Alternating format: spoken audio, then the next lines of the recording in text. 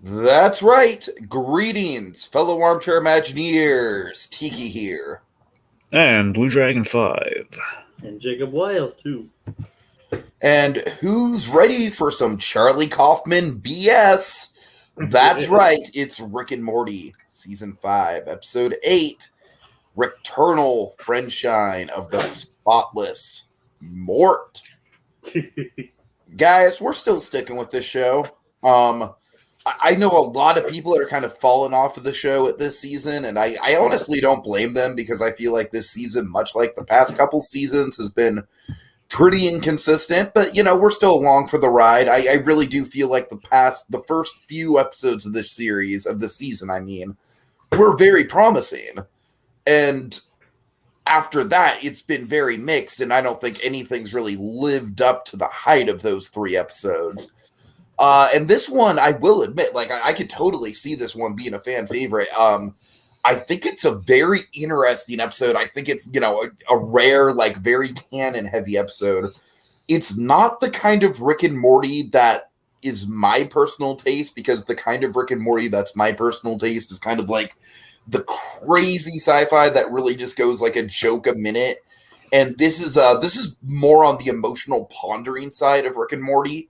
But I will say, for an emotional kind of like character development episode, it might be the best character development episode we've ever had for the show. So it's not my type of episode. It's not my favorite. I would say the Mr. Nimbus episode of the season is still probably my favorite one, just because of the all the crazy timeline shenanigans and the war plot line we get in that one. I still think that's probably the best plot we've had in the whole season so far. They really started strong there. But, just as far as like an examination of Rick and Bird Person and memories and just kind of like some of the crazy canonization that we get opened up, some of the big revelations. This one is big. I could see this episode very clearly being Season 5's equivalent to Tales from the Citadel.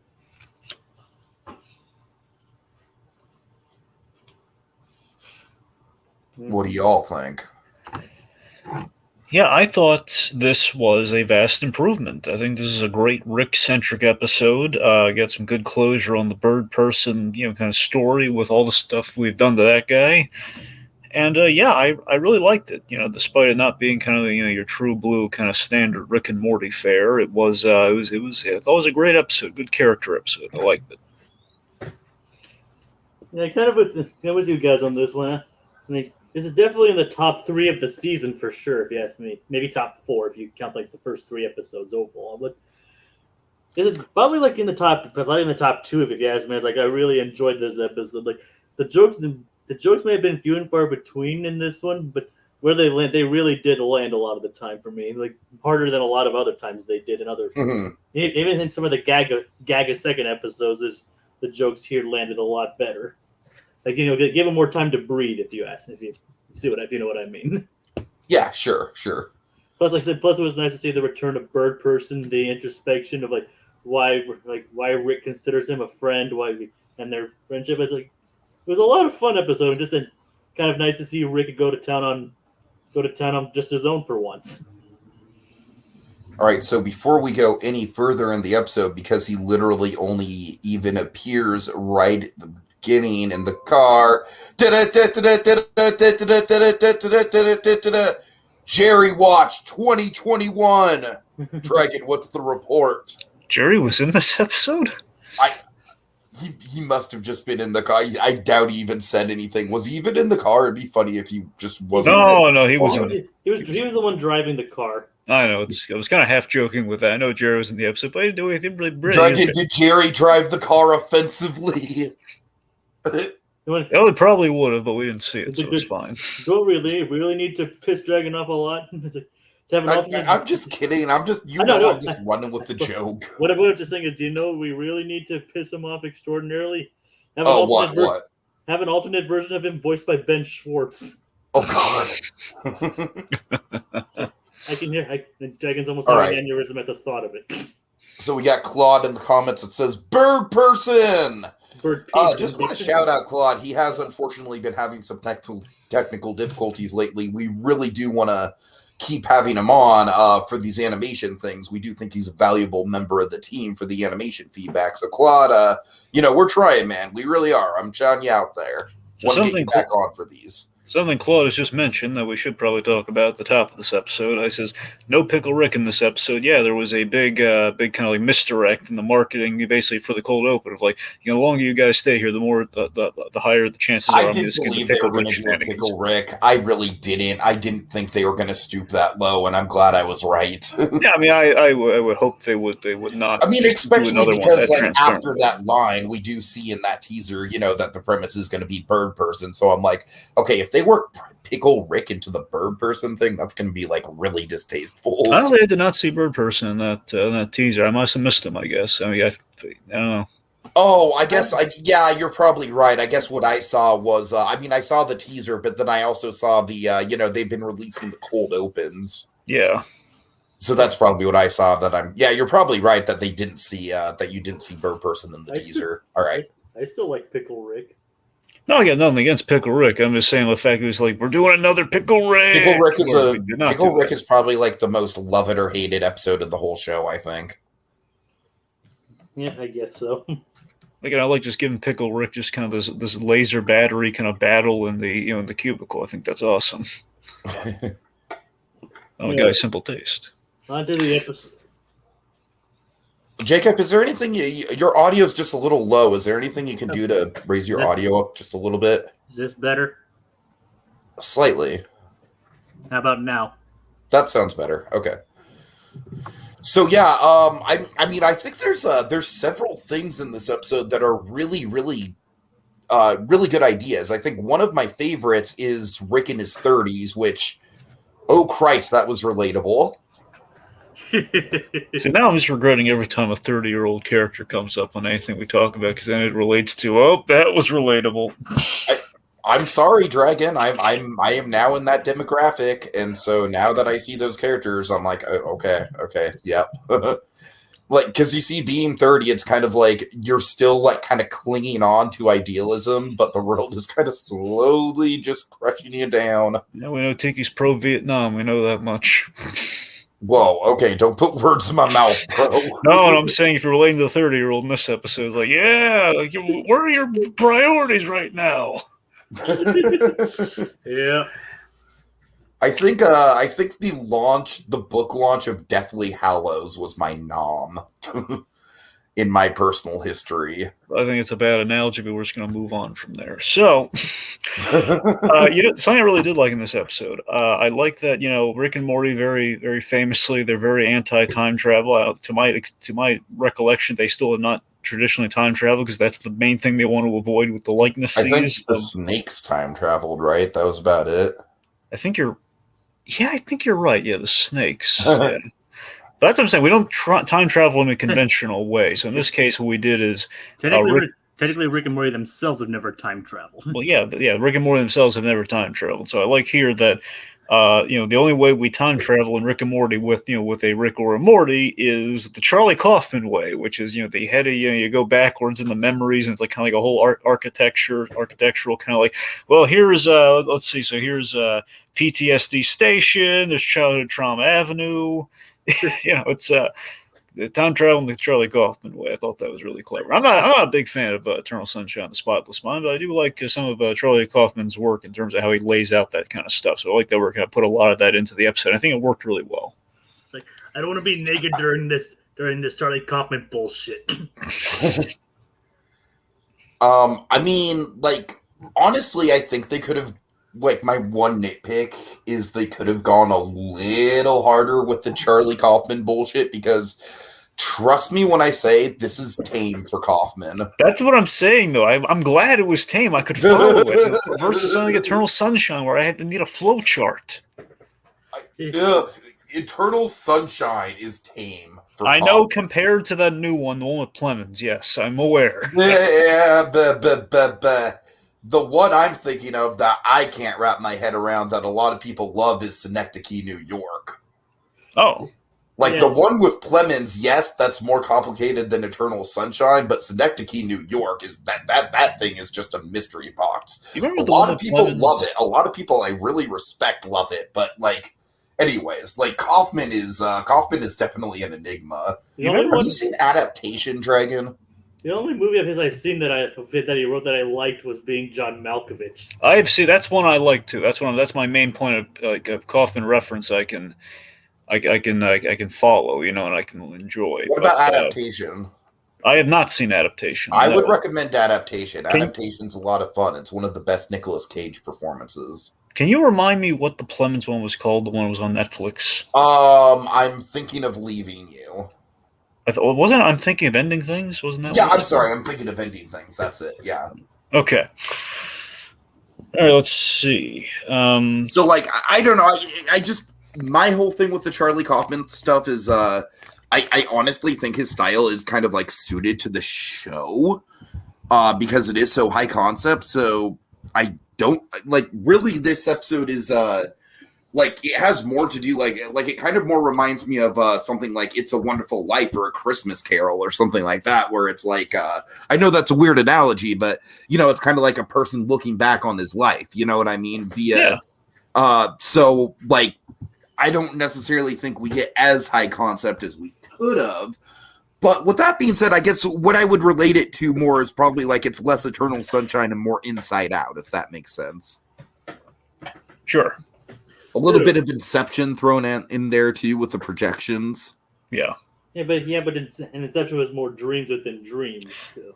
But I like that there's like the rules to it, where basically you're operating with what Bird Person remembers, which means you can have the portals, but you don't know where they go. At least Bird Person doesn't know where they go. Ergo, there's like kind of like these giant that was shields. Really cool. Yeah, there was a lot of cool. And how Bird Person, it's not necessarily dream logic, but it is kind of like coma logic in a way. And how Bird Person remembers 30-year-old Rick as this different kind of guy. So we do kind of this deep dive exploration on the friendship between Rick and Bird Person. Like we kind of see essentially, I guess it's not technically how they met, but it's like how they re-met, because we see like so let me correct that. I'm pretty sure the concert was how they met. Yes, that's what I just. Yeah. So that's the thing. We see how they met. Here's what throws me off. Okay, when I see short-haired Rick, I think he's younger, but that's because Rick looks remarkably the same over the years, only different haircuts. Pretty much, yeah. That's like like older Rick. At the comedy club, he was older than the 30s Rick. That's how you tell. Anyway, regardless, so they meet at the Woodstock, basically Woodstock Palooza. Hey, we're high and we just formed a band. Yeah. Yeah, and of course, like they're over time, like they're going to see Squanch's stand up, which is not good. Oh God, Squanch was a great inclusion in the episode. That was a great callback. But speaking of the older Rick, though, for a moment, we do. It seems now again, I won't put words in mouths here, but it seems that we are kind of canonizing and confirming the Beth Diane origin that we saw at the top. Oh boy. That was the biggest piece of canon in this episode, and it's honestly I love how it's almost blink and you miss it unless you're looking for it. Yeah, I mean, just when they kind of you're living with your dead daughter. Yeah, that was a bombshell, dude. That was a bombshell, literally. Yeah. So I'm pretty sure the theory right now is that an experiment or something, well, we exploded in the garage, killed both Beth and Diane, and then Rick kind of dimension hopped much in the same way he did with the Love Potion episode. Well, remember, again, it could have been basically almost near identical, and it could just be a different cause of the explosion. But yeah, I mean, the one we saw. The cause of the explosion doesn't really matter. Just the fact that they both died matters. Well, yeah, I was just going to say, just the cause of the explosions to remind. But at least the one we saw, and again, it could be different because of it, because it doesn't matter. I'm saying the one that we have seen when we saw at least a version of the origin play out was the creation of the portal gun. Right. I'm saying again, it could be anything, just given how Ricky could have fudged the details on it. But I'm just saying it's kind of that might have been exactly how it happened for all we know. But at least something similar to that happened is what we confirmed. Yeah. So yeah, I don't know. I just think that adds like a whole other element to the Beth character in this show. I mean, it was always a compelling. It was always kind of a compelling, even if it was a fake out back then. So it's just confirming that something like that happened, and then that Beth did die. That Rick that will add kind of That motivation. none of the Beths we've been following in the show are the original Beth whatsoever. Yeah, and the fact that Rick he portal hopped to basically to kind of make up for that loss. I think that's kind of like I think he's just kind of just to feel something versus just kind of a numb loss. I mean, he kind of perpetually feels that numb loss. It kind of intimates. Wubba lubba dub dub indeed. Yeah. Also, Claudia says, "Tammy, Tammy, don't be gross, Tammy." Yeah. I kind of relate to Bird Person's sentiments on that. Like that kind of like sort of talk like, oh, I really liked your seed. Like that is not a turn on for me at all. I'm like, really? If I recall, that was the whole shtick though, where Summer and her friends are always kind of getting all kind of all icky like that, and then they're kind of right. But no, yeah, I think it was a callback because I'm pretty sure at multiple points. Bird Oh no, she like, did. You're right, Tiki. I'm just saying. I think that was the origin of like why she does that sort of thing. Summer and her pals would like to have that sort of kind of talk. Kind of a result of being undercover. Yeah, it's a good thing a person remembers me as kind. Well, it's part of the ruse. Yeah. But we got some closure on Tammy though, which was nice. Even though maybe there were like some real moments amidst the undercover thing, at the very least in the optimistic framing of Bird Person. Here's another big bombshell: Bird Person, that seed turned into a daughter. Yeah, that was crazy, man. Yeah. I mean, just that glimpse of the room, and then like, yeah, I saw it. It's not important right now, and oh man. Yep. But considering it was like something that was locked away, that means he potentially saw it as a cyborg. Which I mean, I don't know if that means anything, but it means like they kept him away from his daughter when they were making him a Phoenix person. Yeah. So, it was like like the Federation's backup or contingency. Well, if this Bird Person doesn't work out, well, we got a seed. We get the next gen. Yeah, I gotta tell you, what I really liked in the episode too was with Bird Person. This really profound line, as Bird Person tends to do, where he said, "Bird Person I died at my wedding, Rick." And just the fact that he's kind of content with the afterlife or content with being dead. Like, just let me die in my coma here. Yeah, I mean, it is really kind of an examination of euthanasia on top of everything else, weirdly enough. Yeah, and the fact that as I think I kind of cracked the code on the friendship element of Bird Person and Rick in this episode. What I really liked, I think Rick respects and he's come to care for Bird Person. Because, and again, he's like the only person Rick respects from what we've seen, really, like a true respect that he shares with this guy. But I think it really stems from the fact that he respects Bird Person because Bird Person calls him out on his BS and his contradictions, and he can't argue it. I think that's why he's friends with him. You know what? Honestly, that's sort of one of the things I look for in friendship too, to tell you the truth. So yeah. I hear you. I think that's why Rick is fighting so hard to put him back together and bring him out of the coma, because that's like he doesn't have anyone else for that. I mean, Morty can come manipulate like the day is long. Where's the fun in that? Bird Person though is like he came to his wedding even though he doesn't really want to see him get married off, but he did it. Like he's one of the few people who can actually challenge Rick. Yeah, and he even calls him out on like the big thing he does in the episode. The episode ended on a perfect note, a bittersweet note, but a perfect note. Oh God, yeah, totally. Rick used this information about the daughter, about the bird child at that point. Used this information to convince him to live. But again, it's like, hey, friend, you have a reason to live. But again, purely for Rick's need of friendship. Not for his own benefit, but again, to serve Rick's needs. The Scientology stuff was weirdly a touching line from Rick. Yeah, no, I'm being serious. Just how earnest he was being. Like I'll go take the test myself. I don't think I've ever seen Rick so vulnerable. Yeah, he'll be in that sauna with Travolta. And I do think this season, like one of the big themes, apart from Morty being a horn dog, which I don't really care for, but one of the other big themes is, kind of like deconstructing Rick's chance as kind of like he's not the god that we thought he was. And I think this episode is like probably the best examination of that so far. More like he's not the god he thinks he is. Okay, let's see. Highlighting some Claude stuff. Tammy, you made me spend 2 years in an Earth high school. Yeah. And yes, I agree with this sentiment. Bird person is the ultimate best friend in Wingman. Yeah, for sure. He's a literal wingman. It's crazy how Bird person, like, he was one of the weird family members from Total Recall, right? That was his origin. No, it was was it Total Recall like the whole like you don't know who's the dream person? Yeah, no, not the dream person, but who's the shapeshifter kind of all of the thing? No. Well, I don't think so, D, because again he was real and he was in the house party at the end of the first season.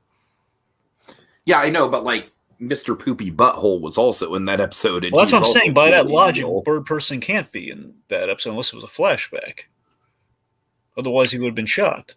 Okay, my bad. I mean, I could be. I'm pretty sure he was introduced at the end of that season, but I mean, I guess I could be wrong. You might be right. Because he can't be real.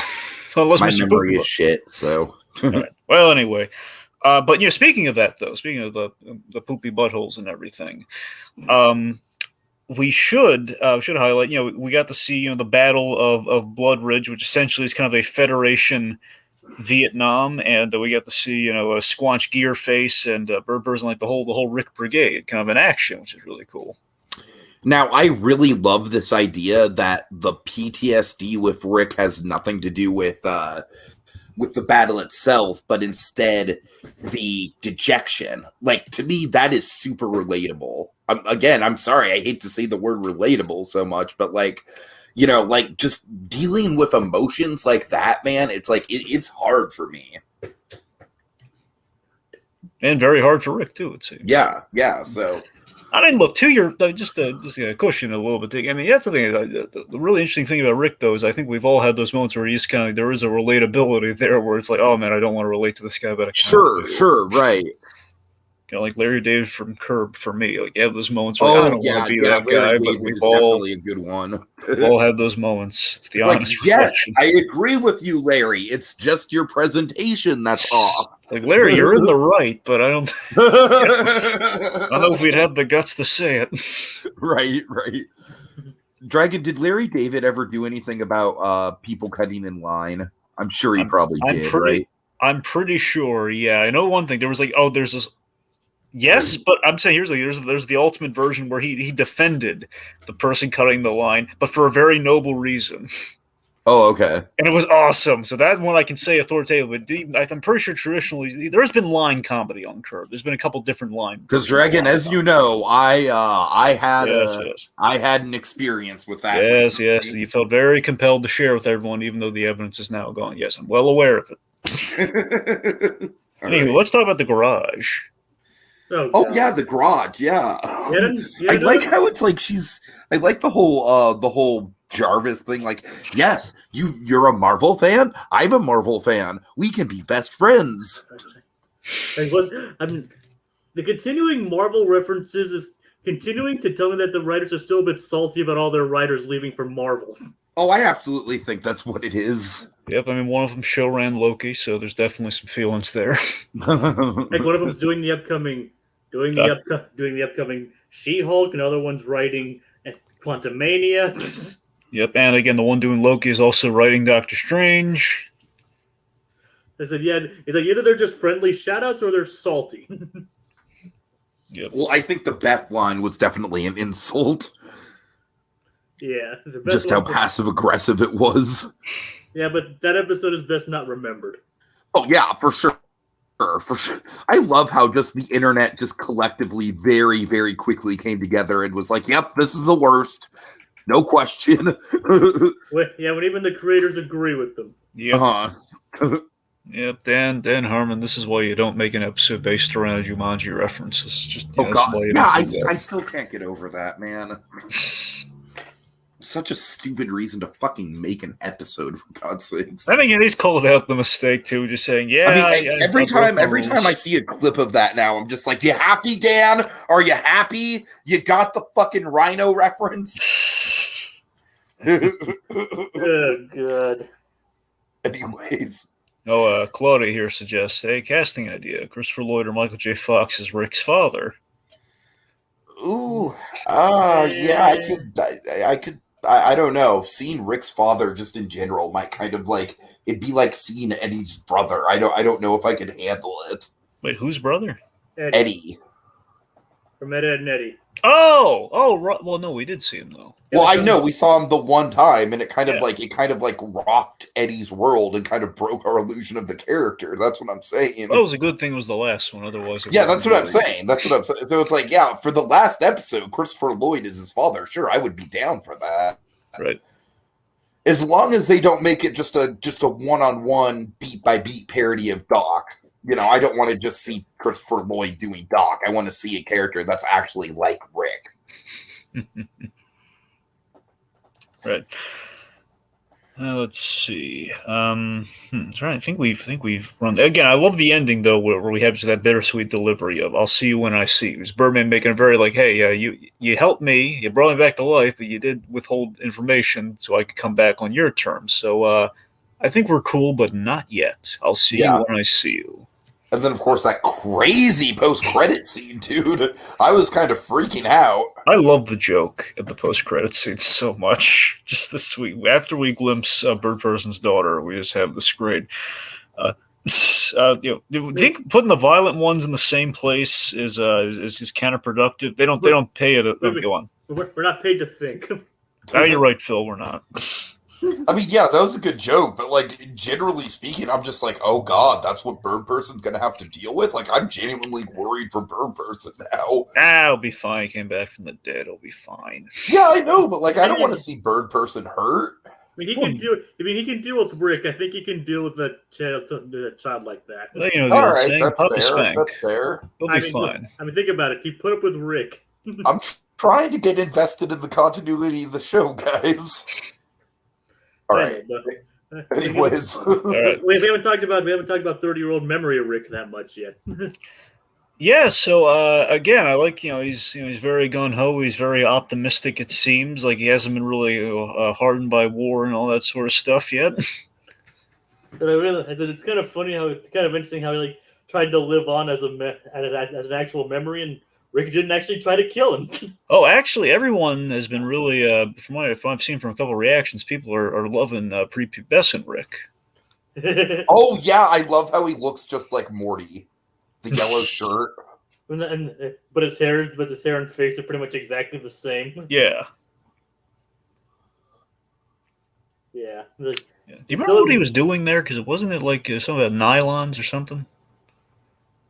And that was like talking about like a babysitter or something. Yeah, like something about like there's someone I couldn't quite remember what was on the other side of that door he was rushing off to. I thought it was something. It was like he was like doing something kind of 14-year-old Morty-esque. I don't know. Yeah, I mean, I'll need to rewatch it again. I just got done watching it like an hour or so ago. Sure. But yeah, it was like I said, it's kind of interesting that like, usually older Rick probably would have like just okay, time for your memory to die. But he actually just like offered to let him live as his own person. Yeah, and even he was kind of scared of. I get to become you. Maybe just imagine that beer. I don't know if I want to get that beer with you. So you're rejected by yourself. That's gotta. Yeah, so that's what I'm saying, man. I really do like how this episode is very much kind of like, a Rick Sanchez sort of like under a microscope episode. But I feel like they're doing it in a way where it's like of course the episode that shall not be named was the worst example of that, where he was just completely just acting out of character and stupid, and then the other characters were just like artificially trying to elevate themselves, and it was just a whole bunch of wrong. This is good. This is natural character development. This is natural character dissection. Yeah. One last thing I got, just a little kind of gadget thing. I love the how we upgraded the portal gun with the memory cartridge. It turns it portaled you to a memory.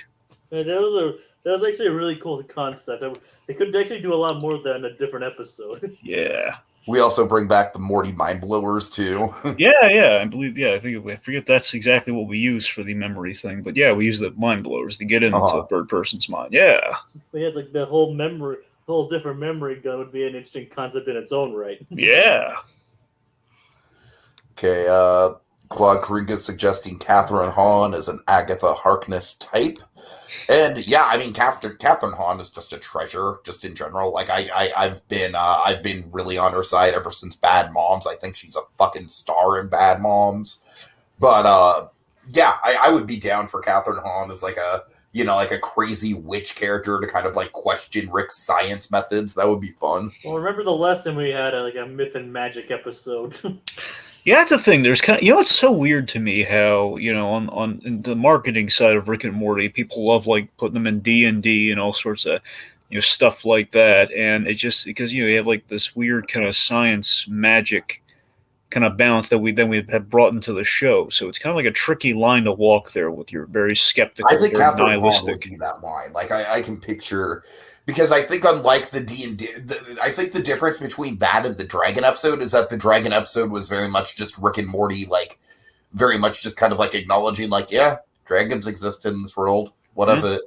Where I could see like an episode with like a crazy witch trying to challenge Rick's science. Very much, it would be like a kind of like a spirituality versus science debate. I mean, the best example I can think of where we kind of walk that line perfectly was the Devil episode with Alfred Molina. Oh yeah, we had like curses, and basically Rick, they had like the whole storage to spite him. Like, I'll lift the curse for you. You get free items. You pay me money. I'm gonna uncurse them.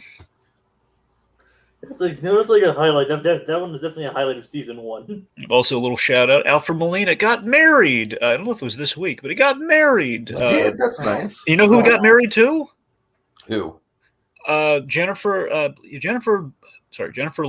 That's the name, right? Jennifer Lee's the one who directed Frozen.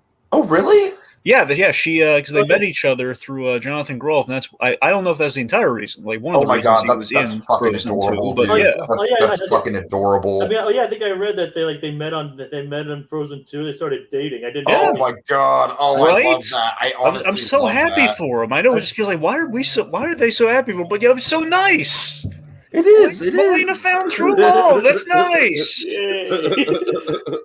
Like I didn't realize he got married. Yeah. Like, I don't know if it was like this week or last week, but yeah, I think they've very recently gotten married. It was all like I don't know the date. Honestly, what's encouraging to me about that is like I'm 30 years old. I'm having a lot of like woe is me. I'm so painfully single, and it's like, you know what? Those people are still fucking awesome people. They're like decades older than me, and they got married. All right, I'm good.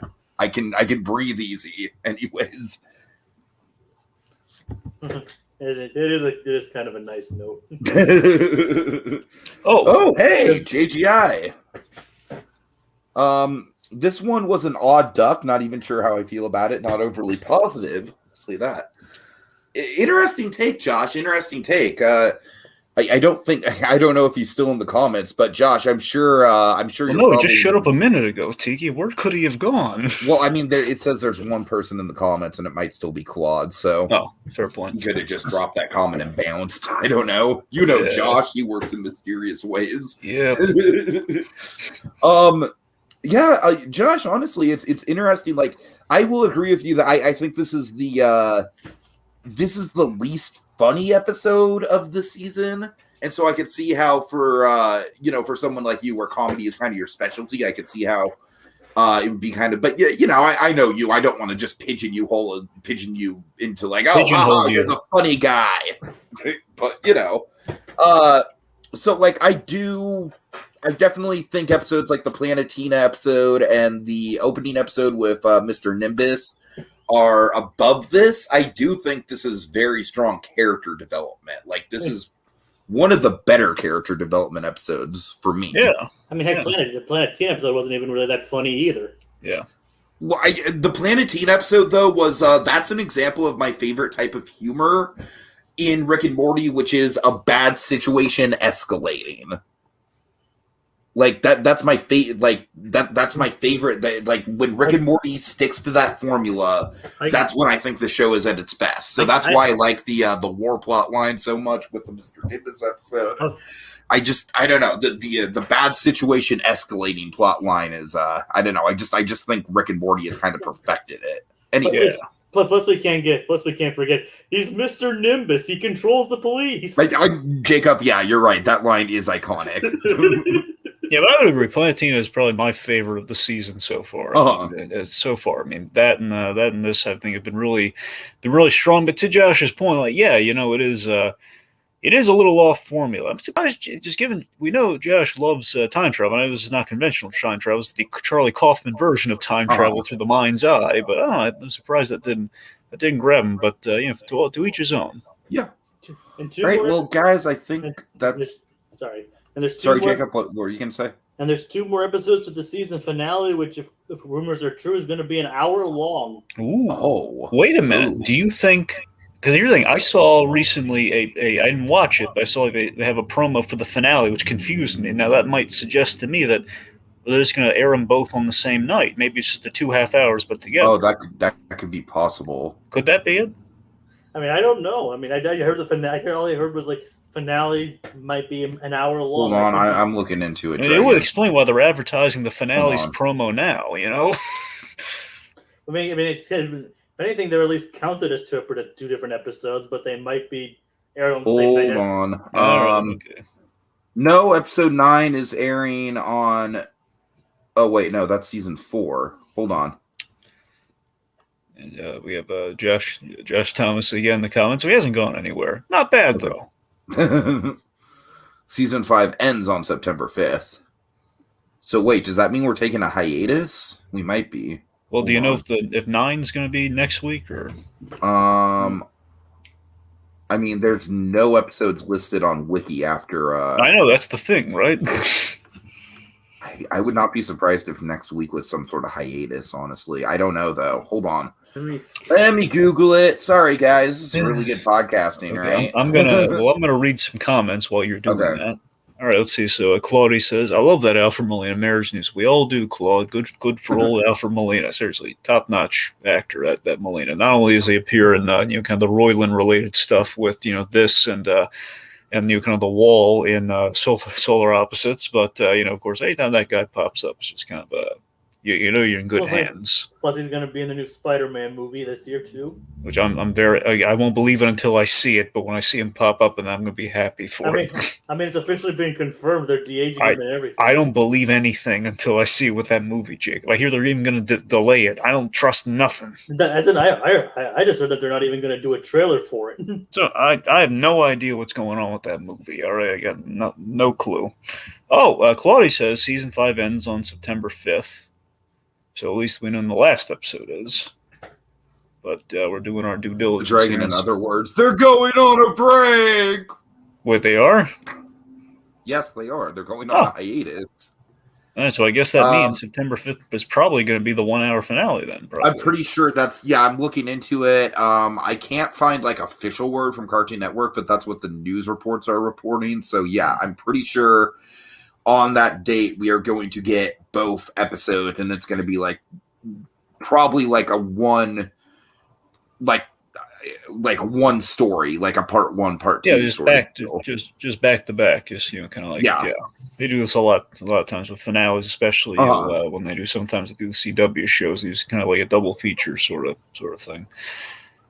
So God, it's such a shame that there's not like a whole ton of other content coming our way that we could fill ourselves up with in the meantime, right? Yeah, it'd be crazy. Yeah, we're not that lucky. I mean, what's going to drop in our lap? It's not like we have anything like multiversal or interdimensional. Yeah, I mean, it's not like it's, I'm watching the clock, religiously, just waiting for it to unlock the pearly gates. But All right, so guys, obviously, what if Monsters at Work? We're still talking through.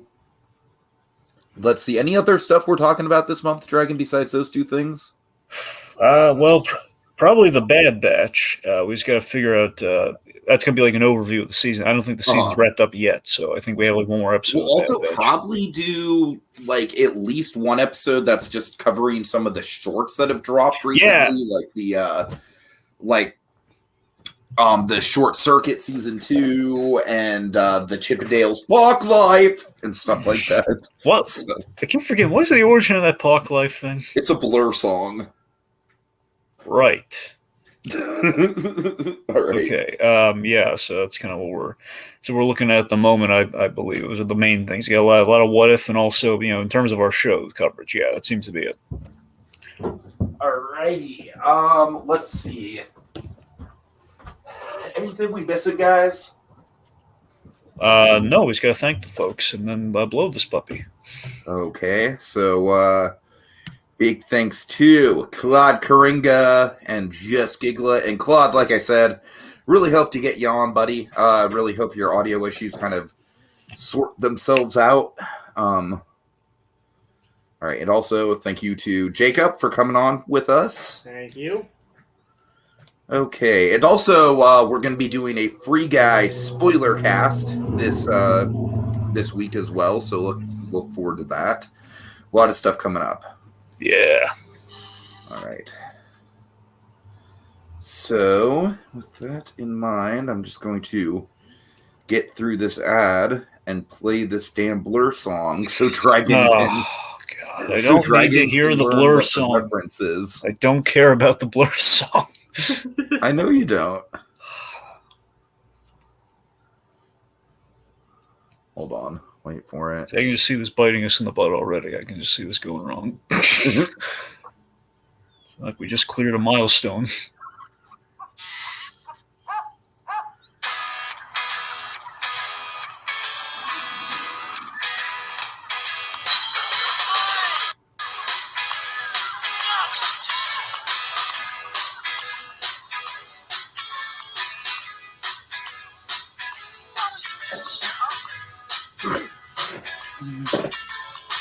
Confidence is a preference for the habitual voyeur of what is known as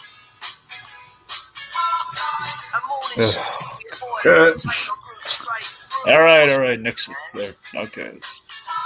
Fuck life.